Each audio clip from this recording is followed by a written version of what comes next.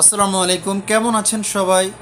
সূরা বাকারার 151 নং আয়াতের অর্থ পড়ব, তিলাওয়াত করব না যেহেতু সময় কম।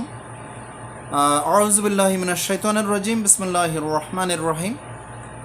যেভাবে আমি তোমাদের মধ্যে একজন রাসূল প্রেরণ করেছি তোমাদের মধ্য থেকে, যে তোমাদের কাছে আমার আয়াতসমূহ তিলাওয়াত করে, তোমাদেরকে পবিত্র করে এবং কিতাব ও হিকমত শিক্ষা দেয়, আর তোমাদেরকে শিক্ষা দেয় এমন কিছু যা তোমরা জানতে না।